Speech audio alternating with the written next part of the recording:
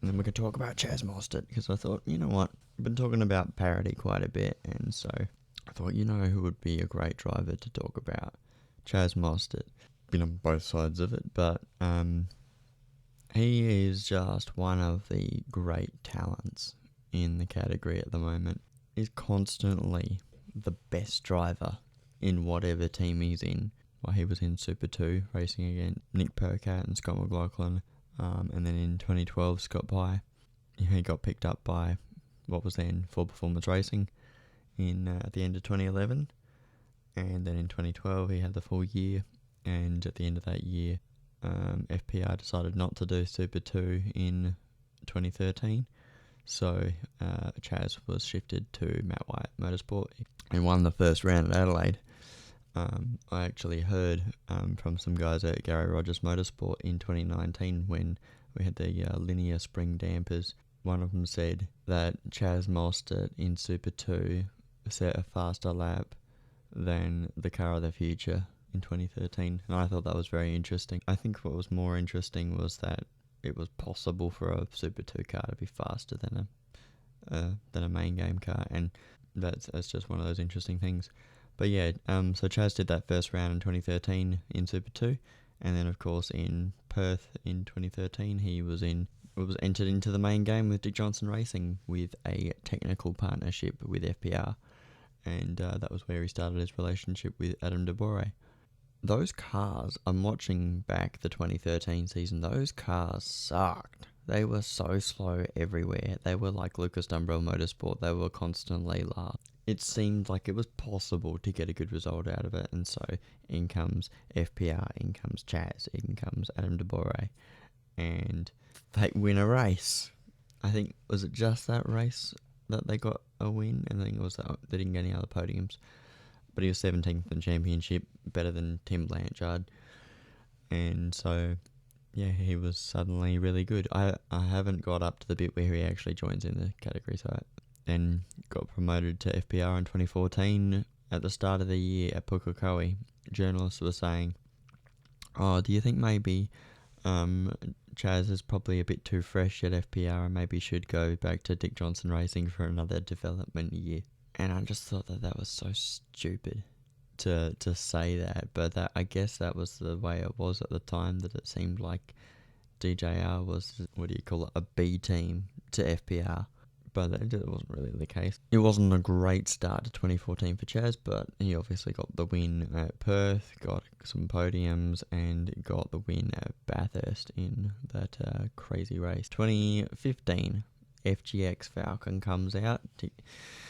The team changes its name to Pro Drive Racing Australia, and Ford pulls out, and all that happens.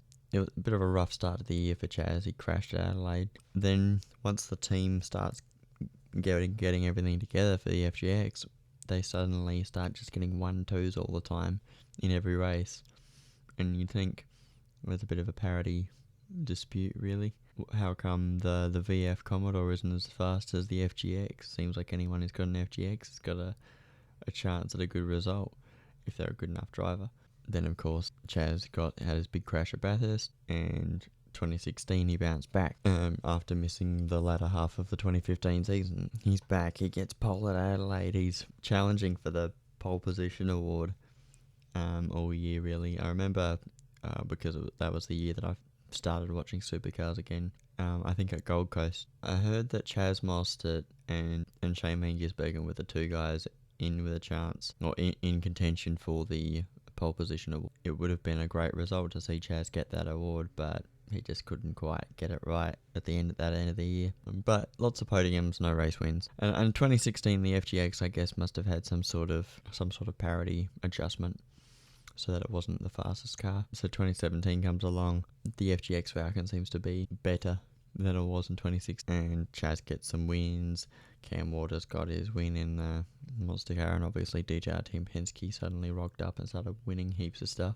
But Chaz was definitely in the mix, and he has been. It's almost like he's always been this good, and since 2015 he's always been this good, because he had a shot at the championship that year.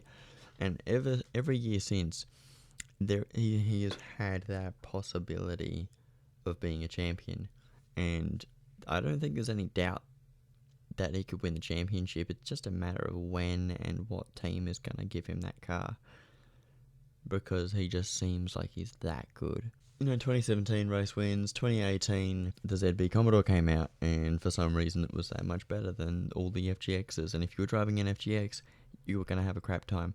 Richie Stanaway, Cameron Waters, Mark Winterbottom, Fabian Coulthard. Pretty much if you weren't Chaz Mostert or Scott McLaughlin, you were having a tough time in the FGX Falcon.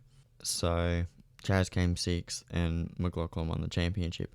But I think it was in April that the Mustang was announced, that Ford were going to come back, because they'd pulled out in the end of 2014, and then they'd come back a few years later saying, yes, we're going to be back in, we're going to put some money in and supporting the teams. They were going to be back with the Mustang. So there was a lot of excitement around the Mustang. As soon as they get that Mustang, it's going to be the best car.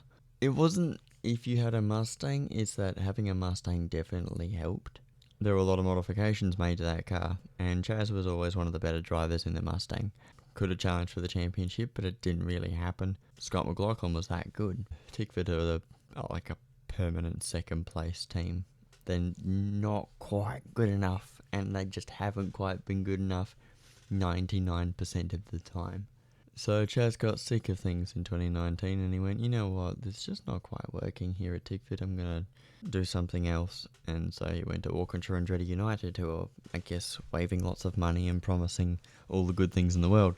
You obviously get the great accolades of being the guy that can bring Walkinshaw back to the front, making them a title contender. So they had those 3 years in the Holden. Chaz was always a chance. Got podiums, got wins, got that Bathurst win. Got 5 wins in 2022, came 3rd in the championship. It's his best result ever in the championship. Like it has been working quite well for Chaz, but not so well for Bryce Fullwood or Nick Percat. I guess we'll see what happens with Ryan Wood if it's any better. And switch to the Ford. Hasn't really worked out that well, but you could say, oh, that's because of parity. But also the Nick Percat situation, that's nothing to do with parity. That's to do with the team, because he wasn't doing quite as well with the Holden, and then they put him in, then they changed over to a Ford, and it's not that much better at all. In fact, it's worse. He shouldn't be 20th in the championship.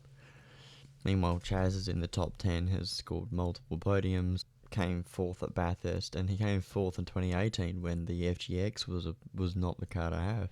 It tells you just how good Chaz is. The make that car do amazing things. Chaz is one of those drivers that will win the championship one day. He just has to be in the right team at the right time with the right car, just like Scott McLaughlin did.